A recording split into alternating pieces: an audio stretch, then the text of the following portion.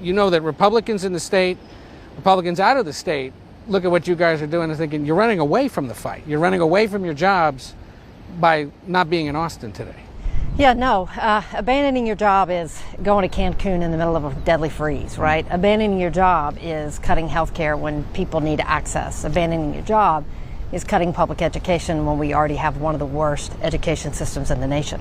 What we are doing is the fundamental protection by our founding fathers in the Texas Constitution. When Donald Trump called Georgia Republicans and said, I just need you to find me 11,000 votes, they said, no, sir, that's a step too far. But when he called Texas Republicans and said, I need you to steal me 5 seats, they said, does July work for you? Well, it doesn't work for us as Texas Democrats. Texas Democrats have left the state in an effort to deny quorum as Republican Governor Greg Abbott is trying to pull a mid-decade redistricting scheme specifically because Donald Trump asked him to. That was Texas Representative Ann Johnson saying no, what they're doing is finding creative solutions to Republican machinations. Democrats, it's almost a meme now, are just constantly on the defensive, dodging and blocking whatever fresh hell Republicans throw at them. And on the right, it's definitely a strategy. They love to flood the zone. They've got so much going on at once that you, one, can't keep track of all of it, and two, overlook or miss the actual important, critical, heinous things that they are doing. If everyone is talking about Sydney Sweeney, then people aren't talking about the new DOD memo, just an example. Maybe that's a bad example because I guess technically the Sydney Sweeney outrage started with the left, but the Republicans jumped on it once the story started getting clicks. Our entire democracy is being dictated to us by an algorithm, make no mistake. Well, in the lead up to the midterms, Trump can't afford to lose any seats in Congress, and since he must, on some level, be, despite what he says, aware of the fact that his poll numbers are, in fact, slipping, he's not confident that Republicans will be able to keep their seats in Congress without resorting to cheating. He knows that the policies and actions of his administration are unpopular, again, despite what he claims. If he actually believed what he says, that the bad poll numbers are fake numbers, then he wouldn't have asked Abbott to find him 5 more seats. And here in Texas, we're used to our Democratic votes just not counting for as much as Republican votes. We're used to seeing voter suppression tactics rolled out before each election, specifically in blue cities and counties. We're used to things like limited polling hours that arbitrarily change day to day.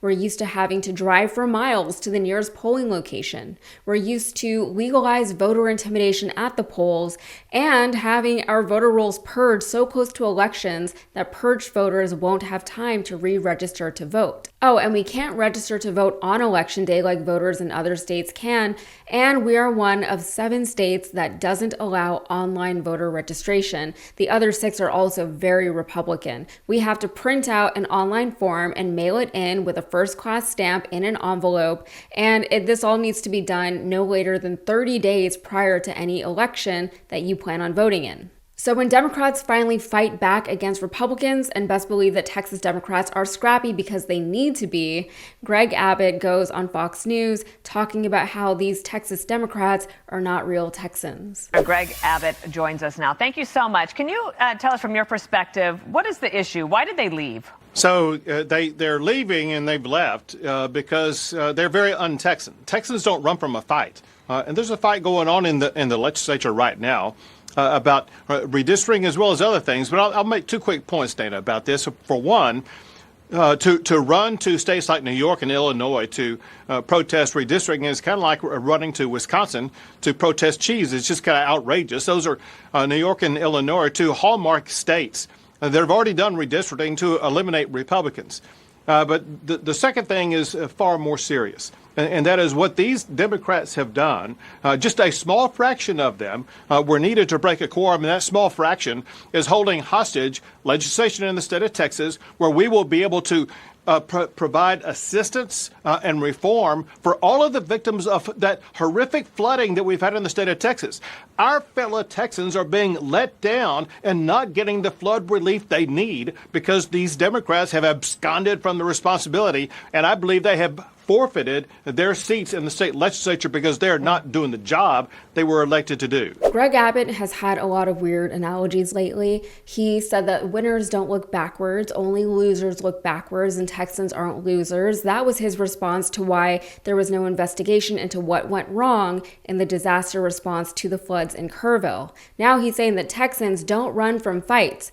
Of course, the first thing that comes to mind when you hear him say that is someone did actually flee a fight. Someone did actually flee a crisis when his constituents needed him to be a leader. You all know who I'm talking about, none other than Cancun Cruz. Here is what U.S. Representative from Texas, Yasmin Khan, had to say in support of her fellow Texans attempting to protect against state-level impingements on voter rights. She said, Republicans complain about Texas Democrats fleeing, yet just days ago, they themselves fled D.C. to avoid voting on the Epstein files. Why? To protect a convicted felon sitting in the Oval Office. One side dodges accountability, the other fights for democracy. That's the real hypocrisy. Abbott also said that running to states like New York and Illinois to protest redistricting is like running to Wisconsin to protest cheese. That also makes no sense. As much as Republicans would like you to believe it, neither Illinois nor New York are considered to be among the most gerrymandered states in the country. Texas already was considered to be one of the most gerrymandered states in the country even prior to this new mid-decade map. The current map is already super controversial. And in case people outside of Texas still don't know how shameless Greg Abbott is, he's now saying the Democrats are holding hostage legislation that is meant to aid the victims of the Kerrville floods. That is disingenuous, and he knows it. He was asked about why the Democrats left the state, and instead he started talking about Kerrville, knowing that he is the one who failed to act during yet another Texas crisis, and he barely acknowledged the redistricting attempts, which is the real reason why they left. Everyone knows that. In response, Abbott has tried to threaten the democratically elected legislators, but he doesn't have a whole lot of legal standing to back up his threats. I'm a lawyer. A part of my practice is criminal defense work. There is no felony in the Texas Penal Code for what he says. So respectfully, he's making up some, okay? He's trying to get sound bites, and he has no legal mechanism. And if he did, subpoenas from Texas don't work in New York. So he gonna come get us how? Subpoenas in Texas don't work in Chicago. He's gonna come get us how? So let me be clear. He's putting up smoke and mirrors. And I'm hopeful that the media doesn't follow that. According to the Texas Tribune, Abbott said he would initiate legal action to remove them from office, kicking off a potentially lengthy and complicated legal process.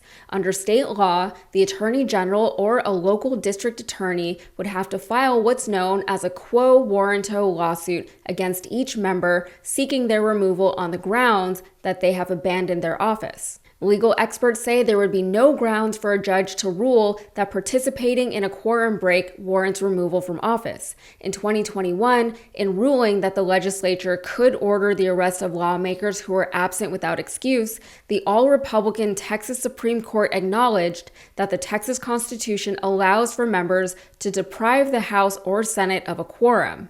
In alleging that he would seek to oust Democrats from office, Abbott cited a non-binding 2021 legal opinion from Attorney General Ken Paxton, who merely said it would be up to the court to decide whether a lawmaker who had left the state to deny quorum had forfeited their office. So he's not exactly giving them much incentive to return to Texas, and since they are being put up by allies in Illinois and New York, they are not themselves in any rush to come home either. All right, that's it for me. If you got anything out of this, please like the video and subscribe to the channel for more. Thanks.